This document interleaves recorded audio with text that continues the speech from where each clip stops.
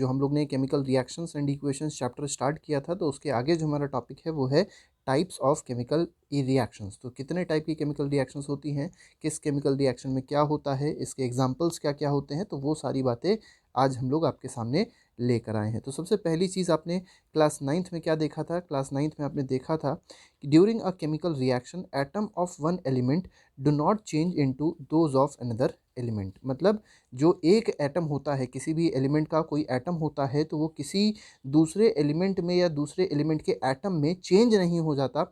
ये आपको class 9th में बताया गया था। मतलब जो एटम होता है किसी भी एलिमेंट का, वो हमेशा सेम रहता है। Actually the chemical reaction involve the breaking and making of bonds. तो ये बहुत इंपॉर्टेंट फिनोमेना है जो आपको याद रखना है कि हर एक केमिकल रिएक्शन में होता क्या है, बॉन्ड का फॉर्मेशन होता है या बॉन्ड क्या होती है, ब्रेक होती है। ठीक है, और बॉन्ड किसके किसके बीच में होती है, तो एटम के बीच में होती है, जिससे एक नया सब्सटेंस फॉर्म होता है।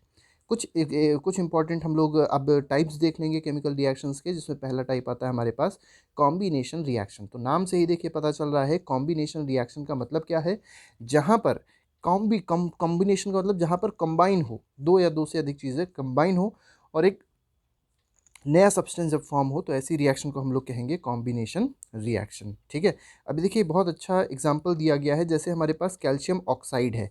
कैल्शियम ऑक्साइड को हम लोग क्विकलाइम भी कहते हैं। ठीक है, तो कैल्शियम ऑक्साइड में क्या किया गया है, वाटर ऐड किया गया है। अब देखिए कंबाइन किया गया ना, हमने क्या किया, कैल्शियम ऑक्साइड लिया, कैल्शियम ऑक्साइड का मतलब क्विकलाइम है, इसमें वाटर को हमने क्या किया है, ऐड किया है, मतलब दोनों का कॉम्बिनेशन हो रहा है। जब दोनों को कंबाइन किया गया तो क्या फॉर्म हो रहा है, स्लेग लाइम फॉर्म हो रहा है। स्लेग लाइम का फॉर्मूला होता है CaOH होल ट्वाइस। ठीक है, अब देखिए यहाँ पर आप देख सकते हैं ये सॉलिड के फॉर्म में है, ये लिक्विड के फॉर्म में, और ये एक्वस के फॉर्म में है। एक्वस हमने आपको पिछले लेक्चर बताया था कि एक्वस मतलब क्या होता है, तो एक्वस का मतलब होता है कोई भी सॉल्यूशन अगर वाटर में है तो उसको क्या बोला जाएगा, that is called aqueous solution. ठीक है, तो ये जो आपकी रिएक्शन है, ये जो एग्जांपल एक दिया गया है रिएक्शन का, इस रिएक्शन को क्या कहेंगे हम लोग, कॉम्बिनेशन रिएक्शन कहेंगे। ठीक है, in this reaction calcium oxide and water combine to form a single product. तो देखिए कैल्शियम ऑक्साइड और वाटर कंबाइन हुए और एक सिंगल प्रोडक्ट फॉर्म हुआ, तो उस सिंगल प्रोडक्ट को हम लोग ये कह सकते हैं, मतलब ये जो रिएक्शन है, this is called combination reaction. ये बात जरूर याद रखिएगा कि दो सब्सटेंस कंबाइन हो और अकेला एक नया सब्सटेंस बनना चाहिए, जो प्रोडक्ट होना चाहिए वो एक सिंगल सब्सटेंस होना चाहिए या सिंगल कंपाउंड होना चाहिए, तभी उस रिएक्शन को हम लोग कॉम्बिनेशन रिएक्शन में इंक्लूड करते हैं। ठीक है, तो ये तो आपकी बात हुई कॉम्बिनेशन रिएक्शन की। इसके बाद देखिए कुछ और बात यहाँ पे जैसे लिखी गई है, a solution of slaked lime produced by the reaction 1.13। आपने देखा था वहाँ पर स्लेग लाइम का सोल्यूशन बन रहा था, CaOH होल ट्वाइस बन रहा था। ठीक है, अब इसको काहे किस चीज़ के लिए यूज़ करते हैं, तो वाइट वॉशिंग के लिए यूज़ करते हैं। आप लोग ने देखा होगा चूने से पुताई होती है तो उसको वाइट वॉशिंग कहते हैं, जो वॉल्स होती हैं उनको वाइट वॉश किया जाता है। ठीक है, कैल्शियम हाइड्रोक्साइड, अब ये जो कैल्शियम हाइड्रोक्साइड है ये क्या करती है, ये कैल्शियम हाइड्रोक्साइड कार्बन डाइऑक्साइड, जो एयर में जो कार्बन डाइऑक्साइड प्रेजेंट होती है उसके साथ रिएक्ट करती है। ठीक, और रिएक्ट करने के बाद क्या फॉर्म कर देती है, कैल्शियम कार्बोनेट का फॉर्मेशन करती है। और यही कैल्शियम कार्बोनेट जो होता है बिल्कुल वाइट कलर का होता है, इसीलिए जो दीवार होती है जब आप उसमें वाइट वॉशिंग करते हैं तो तुरंत तो वो वाइट नहीं दिखाई पड़ती है, लेकिन कुछ समय बाद, एक दो दिन बाद जब आप उसी कलर को देखेंगे तो बिल्कुल वाइट कलर का आपको दिखाई पड़ेगा। तो वाइट कलर का क्यों दिखाई पड़ रहा है, because of the formation of calcium carbonate. ठीक है, तो यहाँ पे देखिए हम लोग ने स्लेग लाइम लिया है, कैल्शियम हाइड्रोक्साइड लिया है, और इसकी रिएक्शन किससे कराई गई है, कार्बन डाइऑक्साइड। अब कार्बन डाइऑक्साइड क्या होती है, गैस होगी। ठीक है, किस चीज़ का फॉर्मेशन हो रहा है, कैल्शियम कार्बोनेट का फॉर्मेशन हो रहा है, और साथ ही साथ क्या बन रहा है, वाटर बन रहा है। तो आपको सबके स्टेट भी याद रखने हैं, ये एक्वस है, ये गैस है, ये सॉलिड है, और साथ ही साथ ये क्या है, लिक्विड स्टेट में होगा। ठीक है, तो स्टेट भी अगर आप याद करके चलेंगे तो आपके लिए अच्छा रहेगा। कुछ और एग्जांपल्स देख लेते हैं कॉम्बिनेशन रिएक्शन के। तो जैसे एक एग्जांपल बहुत अच्छा दिया गया है, बर्निंग ऑफ कोल। ठीक है, अब कोल क्या होता है, कोल कुछ और नहीं है, कोल क्या है, कार्बन है। ठीक है, कार्बन का एक फॉर्म कह सकते हैं हम लोग कोल को, तो कोल क्या है, कार्बन है। बर्निंग का मतलब क्या है, एक तरीके से यहाँ पर कंबशन की बात हो रही है, in the presence of oxygen. तो बर्निंग जब से आपसे बर्निंग बोली जाए, कंबशन बोला जाए, तो आप याद रखिए मतलब जो भी आपको सब्सटेंस दिया गया है, जो भी मॉलिक्यूल दिया गया है, उसकी रिएक्शन आपको किससे करा देनी है, सीधे सीधे ऑक्सीजन से करा देनी है। जब आप ऑक्सीजन से रिएक्शन कराएंगे, C+O2 कार्बन और ऑक्सीजन की अब रिएक्शन कराई जाती है तो क्या बनता है, कार्बन डाइऑक्साइड बनता है। ठीक है, तो ये कैसी रिएक्शन है, this is also an example of combination reaction. इसके बाद देखिए बात करते हैं हम लोग formation of water. From hydrogen and oxygen. देखिए हाइड्रोजन और ऑक्सीजन ये दोनों ही गैसेस हैं, दोनों गैसेस के फॉर्म में होंगी, दोनों को मिक्स कराया गया, किस चीज़ का फॉर्मेशन हुआ, वाटर का फॉर्मेशन हुआ। तो ये भी किस चीज़ का एग्जाम्पल है, this is an example of combination reaction. आगे बढ़ते हैं, कुछ और बातें देख लेते हैं। In simple language we can say that two or more substance elements और कंपाउंड, देखिए दो या दो से अधिक सब्सटेंस कंबाइन हो, एलिमेंट्स कंबाइन हो या कंपाउंड कंबाइन हो, ठीक है, और कंबाइन होकर क्या फॉर्म कर दें, एक सिंगल प्रोडक्ट का फॉर्मेशन करें, तो उस रिएक्शन को हम लोग क्या कहेंगे, कॉम्बिनेशन रिएक्शन कहेंगे। ठीक है, अब यहाँ पे कुछ और बातें आपको याद रखनी है। क्या, जो एक्टिविटी 1.4 थी, अब एक्टिविटी 1.4 पे एक बार आ जाइए, जिससे आपको पता चल जाएगा कि एक्टिविटी 1.14 क्या है। 1.14 बोला गया है यहाँ पर, ठीक है, तो 1.14 कहाँ पे एक्टिविटी है, इसमें देखिए 1.4 एक्टिविटी शायद 1.3, ये 1.4 आ गई, ठीक है, ये हमारी 1.4 एक्टिविटी है। देखिए इसमें क्या कहा गया था, कैल्शियम ऑक्साइड जो क्विकलाइम थी उसमें क्या ऐड किया गया है, वाटर ऐड किया है, जिससे क्या बन रहा था, स्लेक्ड लाइम बन रहा था। ये आप रिएक्शन यहाँ पर देख सकते हैं। अब देखिए होता क्या है, ये जो रिएक्शन है इसमें बहुत सारी हीट निकलती है, ठीक है, इसमें बहुत सारी हीट निकलेगी, और जिस रिएक्शन में हीट इवॉल्व होती है, ठीक है, उस रिएक्शन को बोलते हैं हम लोग एक्सोथर्मिक रिएक्शन। देखिए यहाँ पे लिखा भी हुआ है, releasing large amount of heat, ठीक है। अब यहाँ पर जो हीट निकल रही है, इसलिए इस रिएक्शन को क्या बोला जाएगा, एक्सोथर्मिक रिएक्शन बोला जाएगा। अब जरा उसी पॉइंट पे फिर से आते हैं कि क्या बात वहाँ पर करी गई थी, 1.4 पे जो एक्टिविटी बताई जा रही थी। देखिए यहाँ बताया है, in activity 1.4 we observe that a large amount of heat is evolve, तो बहुत ज़्यादा हीट इवॉल्व हो रही थी, ठीक है। This makes the reaction mixture warm, जिसकी वजह से जो रिएक्शन मिक्सचर होगा वो क्या हो जाएगा, बहुत गर्म हो जाएगा।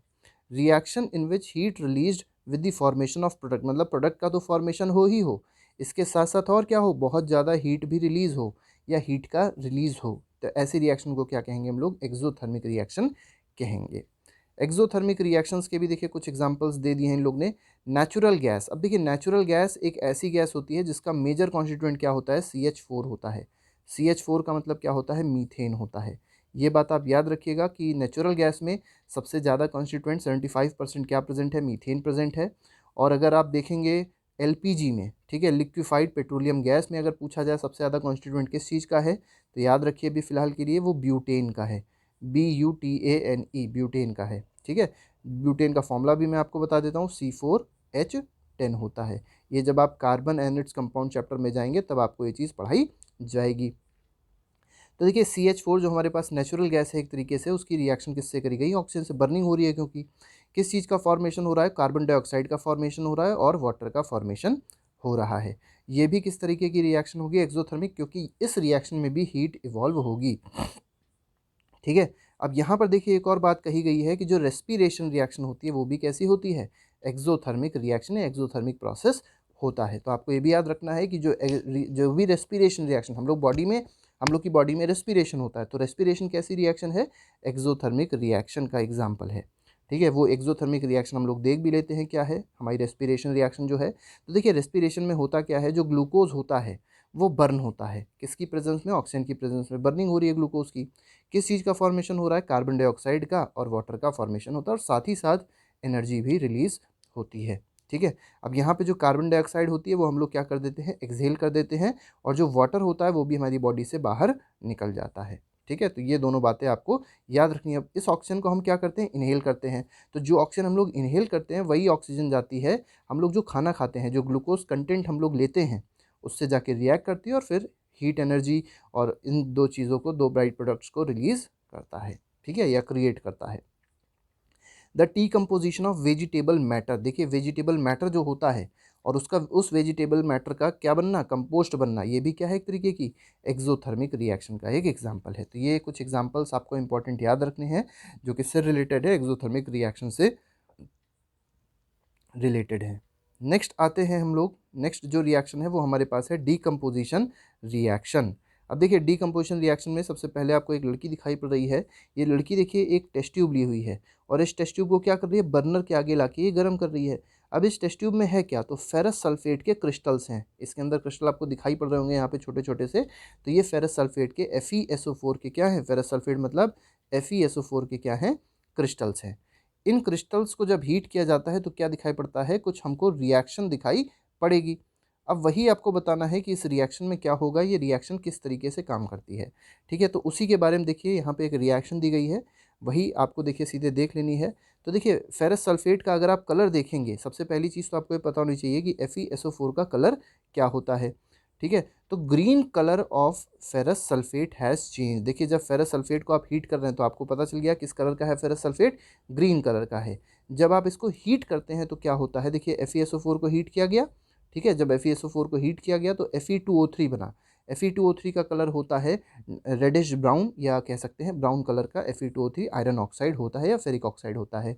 इसके साथ ही साथ दो गैसेस बन रही हैं, SO2 और SO3।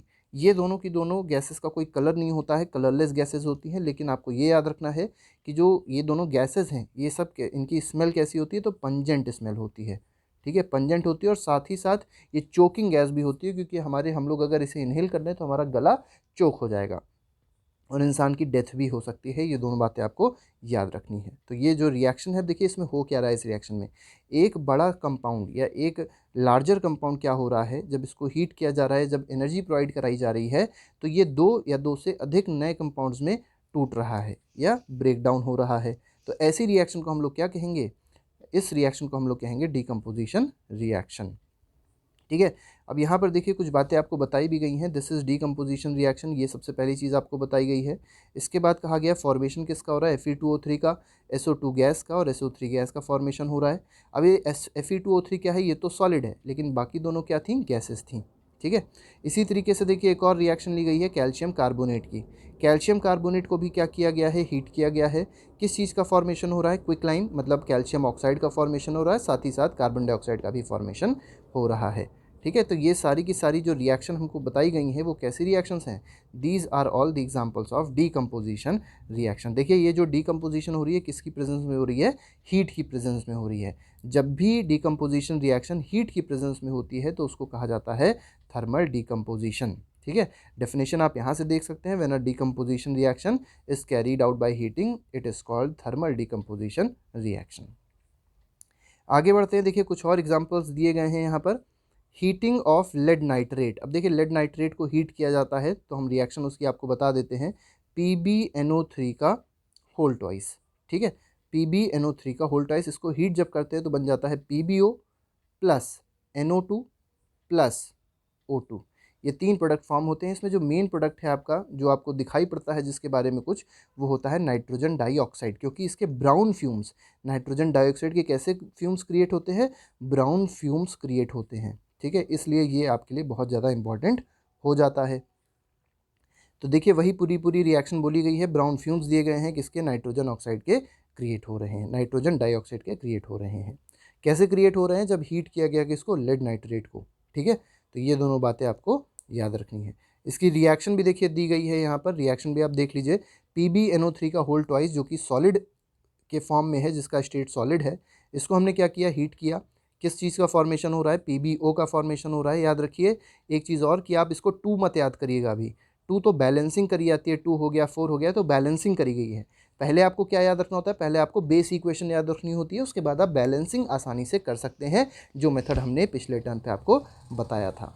तो देखिए बैलेंसिंग आपकी हो जाएगी, PbNO3 का होल ट्वाइस जो है PbO फॉर्म करेगा, NO2 फॉर्म करेगा और O2 का फॉर्मेशन होगा। तो ये जो रिएक्शन है ये भी आप देख सकते हैं हीट की प्रेजेंस में हो रही है, तो इसीलिए इसको क्या कहेंगे, थर्मल डीकम्पोजिशन रिएक्शन आप कहेंगे।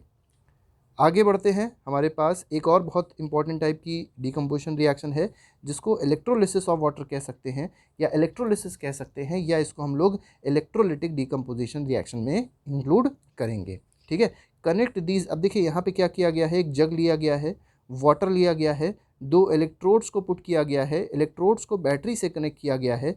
तो होगा क्या, इस वाटर के अंदर ये भी आपको याद रखना है कि थोड़ा बहुत H2SO4 भी ऐड किया गया है या एसिड ऐड किया गया है, जिससे वाटर के में वाटर कंडक्टिंग हो जाए, जिससे जब इलेक्ट्रिसिटी पास करे तो इलेक्ट्रिसिटी उस वाटर में पास हो जाए आसानी से।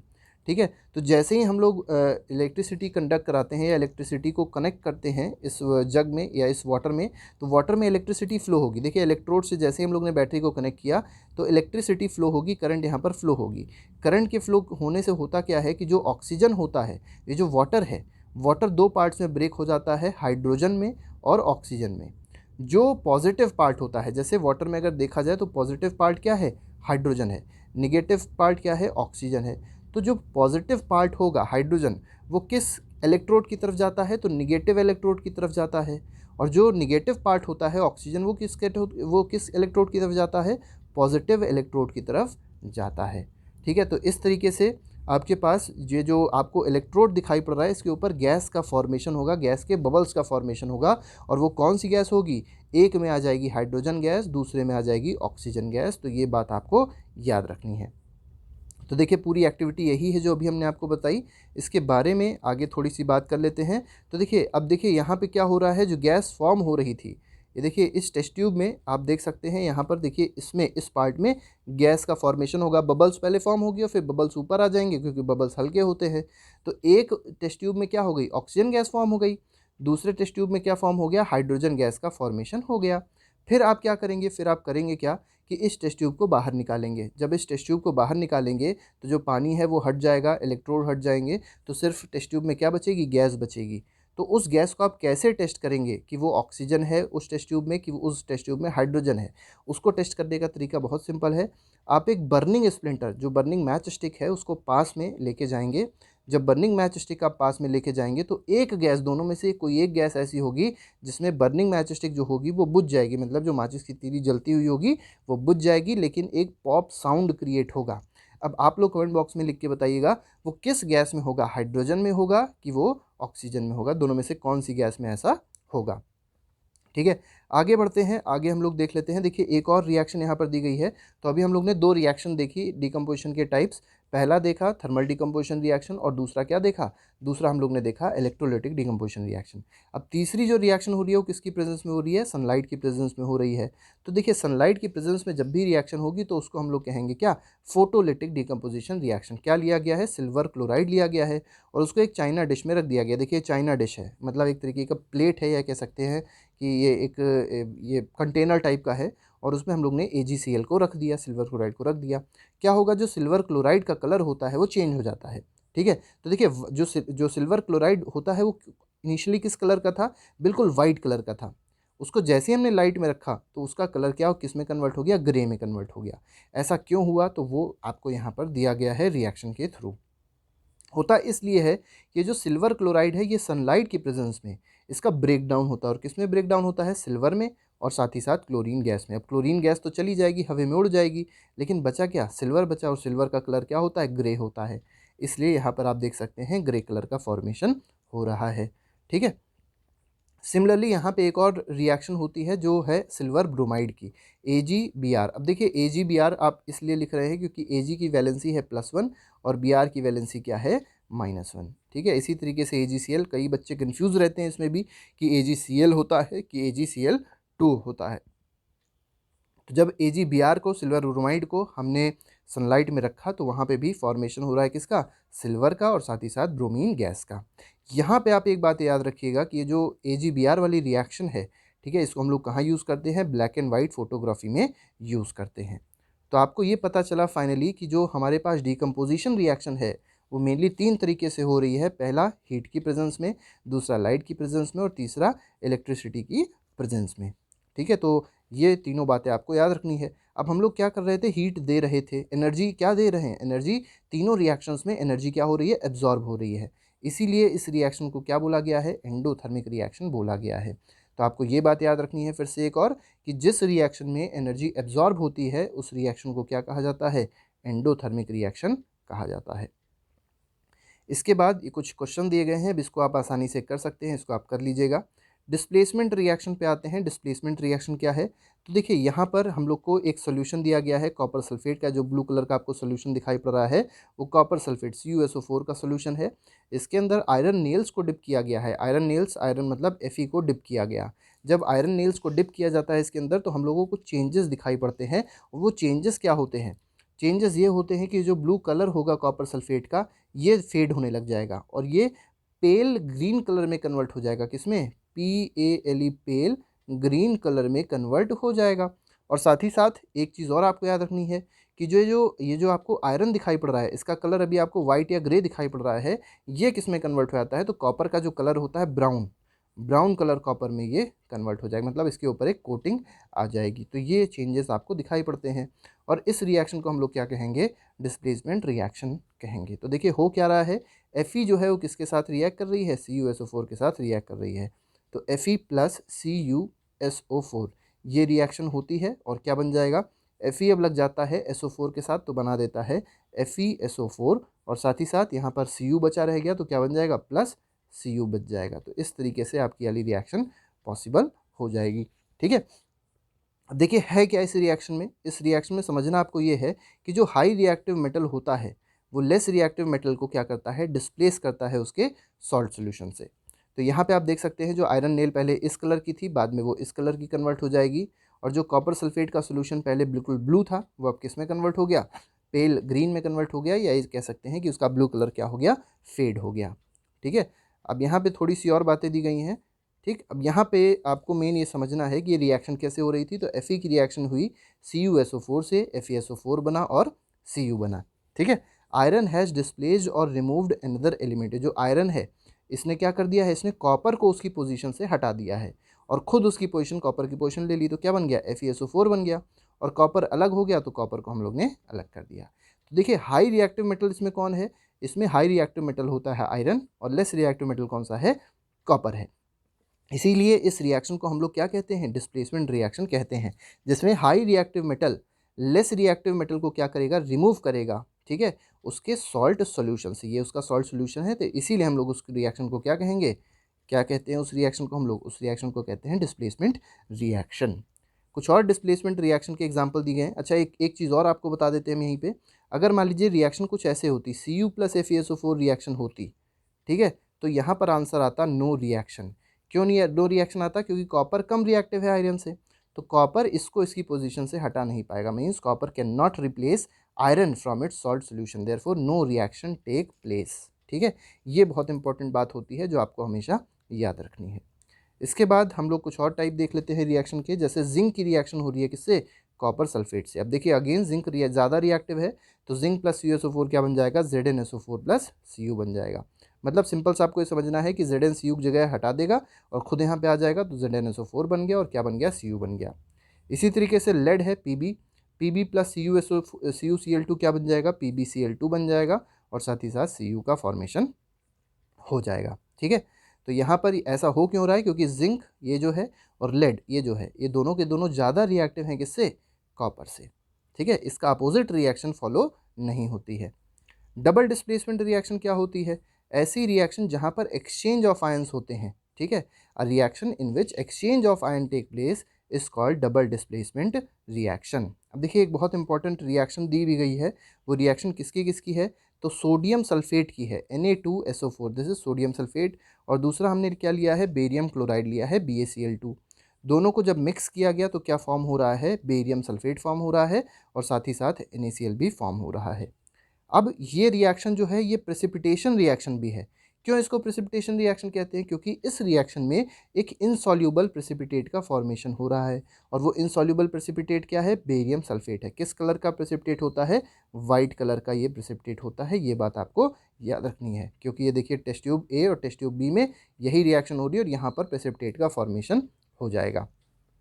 ठीक है, तो इस तरीके से ये जो रिएक्शन हो जाएगी, ये आपकी कौन सी रिएक्शन हो जाएगी, डबल डिस्प्लेसमेंट रिएक्शन हो जाएगी, और इसी तरीके से आप प्रेसिपिटेशन रिएक्शन भी समझ सकते हैं। अब देखिए डबल डिस्प्लेसमेंट रिएक्शन की जो डेफिनेशन है वो यहाँ पर दी गई है, such reaction in which there is an exchange of ions between the reactants. तो रिएक्टेंट्स के बीच में जब एक्सचेंज ऑफ आयंस होता है तो उसको क्या कहते हैं हम लोग, उसको कहते हैं डबल डिस्प्लेसमेंट रिएक्शन। ठीक है, तो ये कुछ छोटी छोटी सी बातें हैं जो आपको याद रखनी है। अब देखिए एक और छोटी सी रिएक्शन है, इसके बारे में मैं आपको बता देता हूँ, क्योंकि इसमें भी प्रेसिपिटेट का फॉर्मेशन होता है। लेड नाइट्रेट की रिएक्शन हो रही है किससे, पोटेशियम आयोडाइड से। तो लेड नाइट्रेट का मतलब होता है PbNO3 का होल ट्वाइस। ये बात आप याद रखिएगा, क्योंकि Pb पे वैलेंसी होती है 2+। इसकी रिएक्शन किससे हो रही है, Ki से। Ki पोटेशियम आयोडाइड का फॉर्मूला क्या हो जाएगा, Ki।